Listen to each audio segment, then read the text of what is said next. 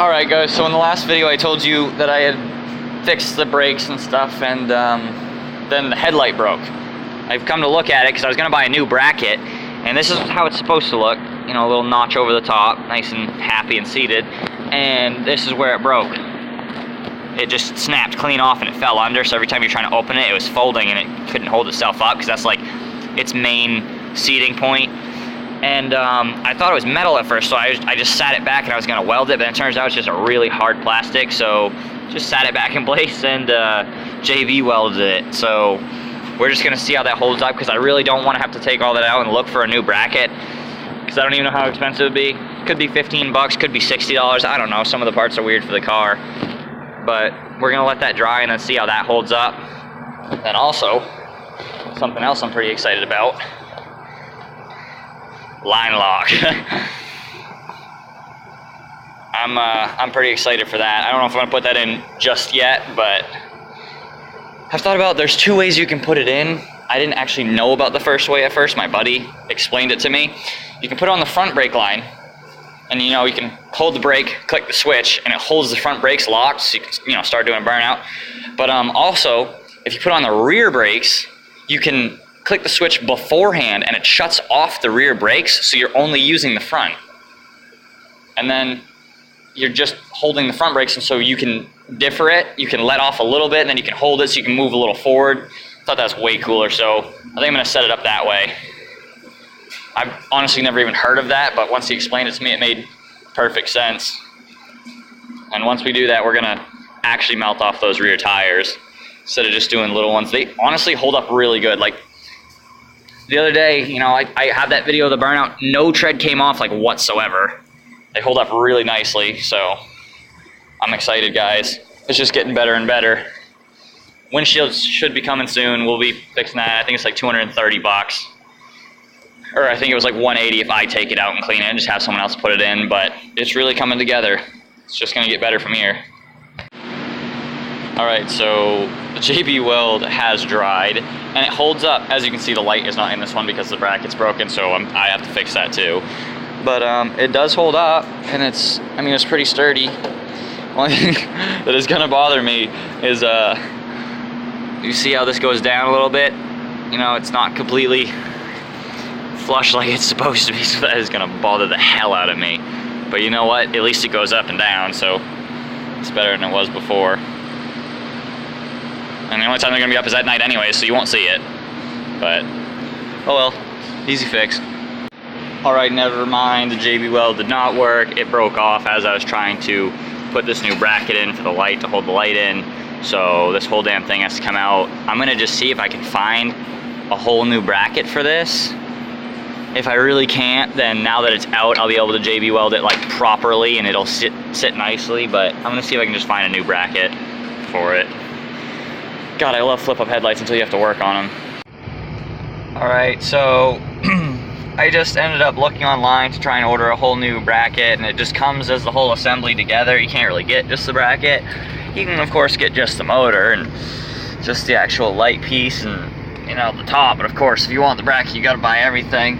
And, so I was looking online, and I found one on eBay.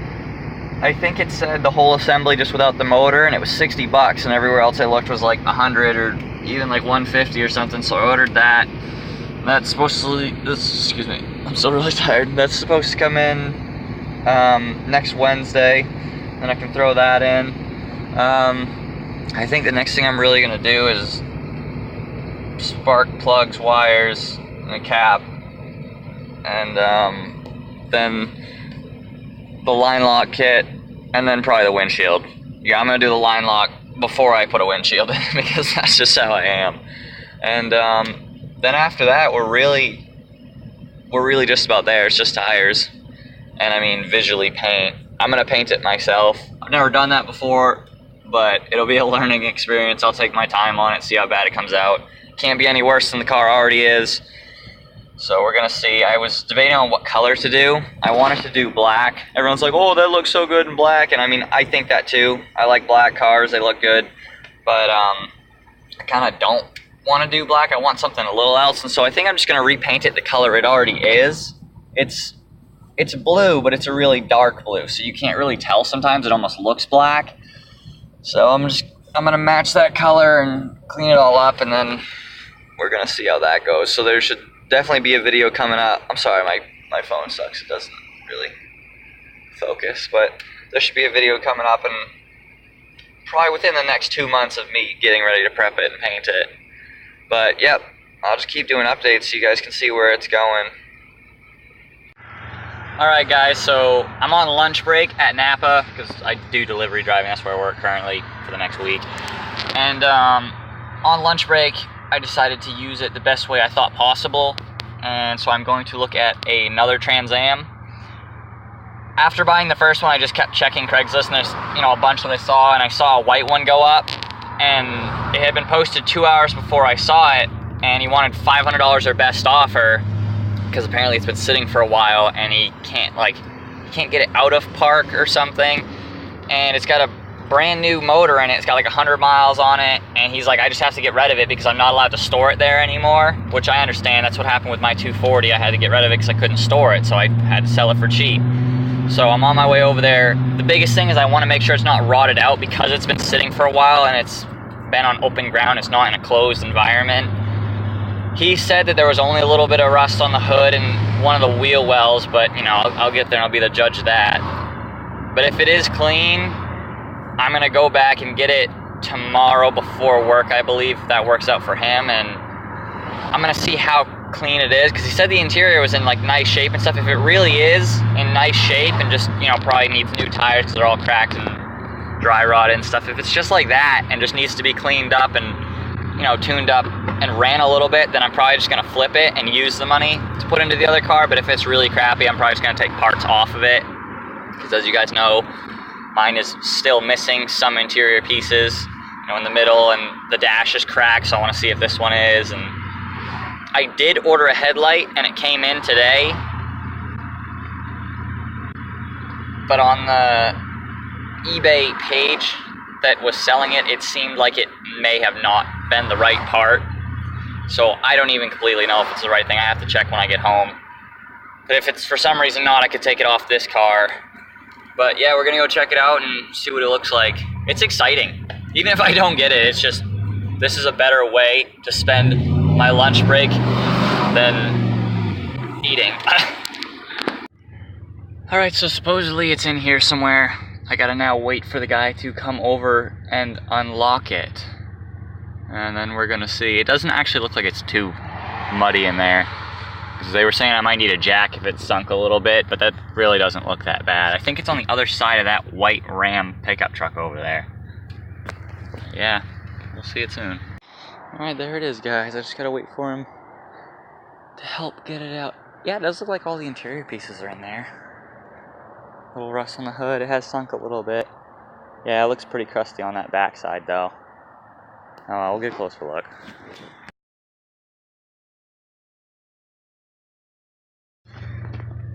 Alright, so I didn't really take a lot of pictures or videos because I was trying to talk with the guy that was there showing me, and I didn't want to be disrespectful, but it's been sitting for a long time, so it's really crusty. So it's not worth putting back on the road. Like, it would be way too much work for it to be worth it. But I could use some of the parts off it. It's got a spoiler on the back that would fit mine. The T-tops are in great condition. There's a third one in the back of the truck too, so I could even sell one of them. People, pay decent money for the T-tops, not, crazy. But I like that the T-tops don't leak on that. Those I could switch over, so spoiler.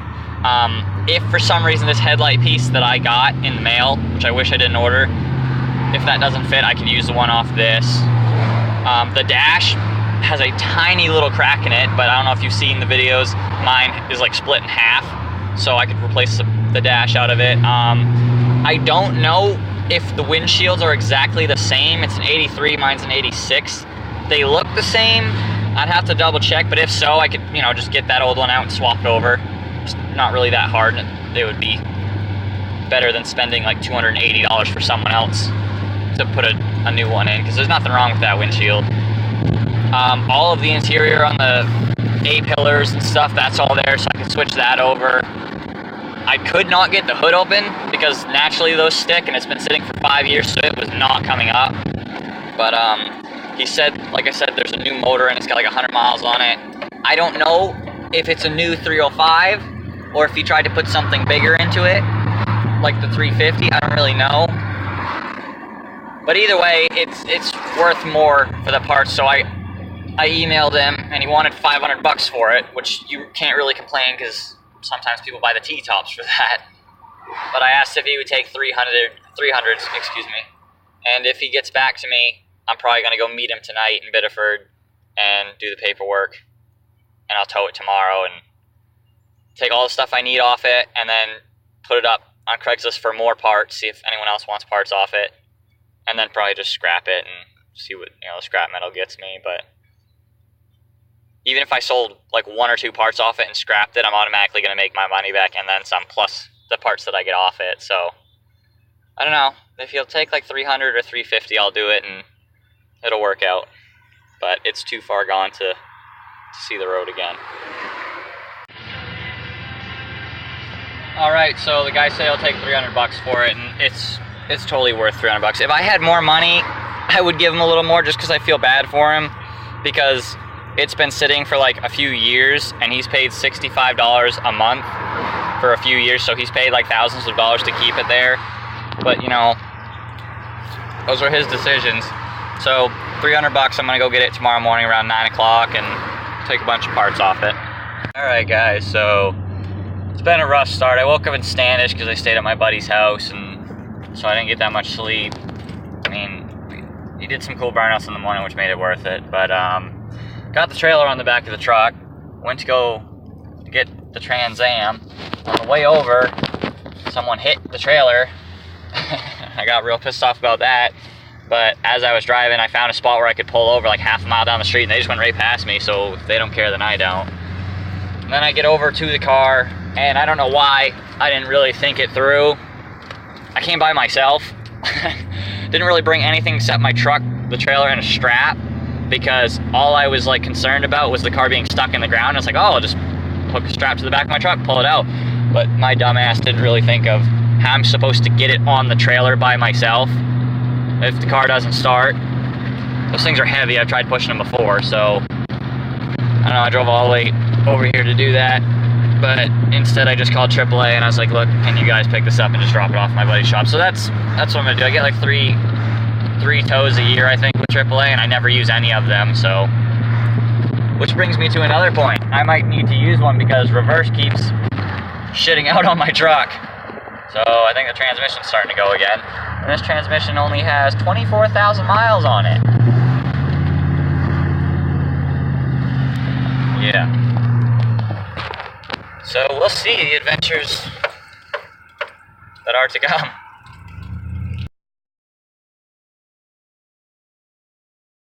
But here it is, a bunch of extra parts. I haven't even gotten the hood up yet, but I'm gonna take the T-tops off this one. One, they're not as scratched up as these ones are, and also these leak on the side. As you can see, this rubber, this plastic, kind of crumpled under. This one, it won't leak on the side, so I'm taking the T-tops off, spoiler off it.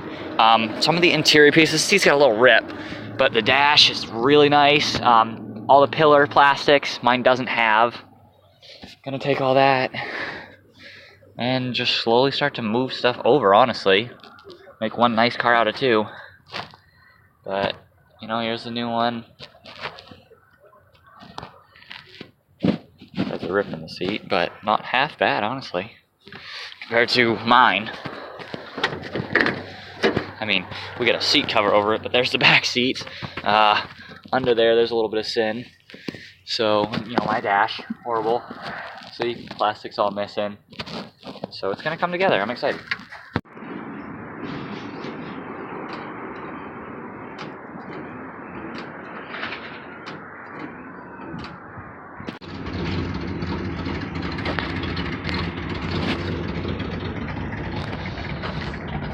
Alright guys, so I just did new plugs, wires, distributor cap, and rotor.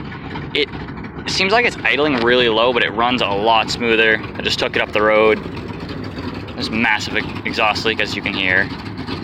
But it was running smoother, and then I took it up the road, and it seems like it's starting to be a little rougher, but it's also out of gas, so that's probably not helping anything. But yeah, I'm gonna get new tires for it, do fuel lines, and I got the line lock started. I just mounted the little, you know, solenoid piece, and I'll probably put that in next week. But this is gonna be really fun. Never mind, I found the problem. Exhaust leak, wide open, kind of destroyed this hose.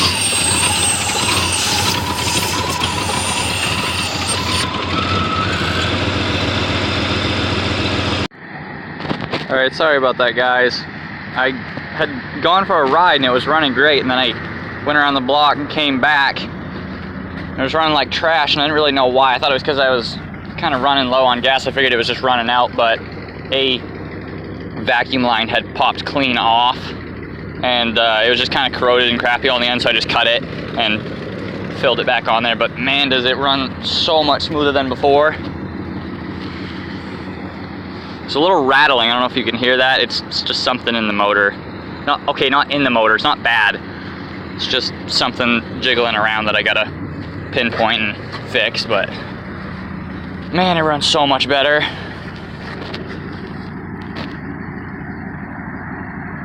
Moving on up.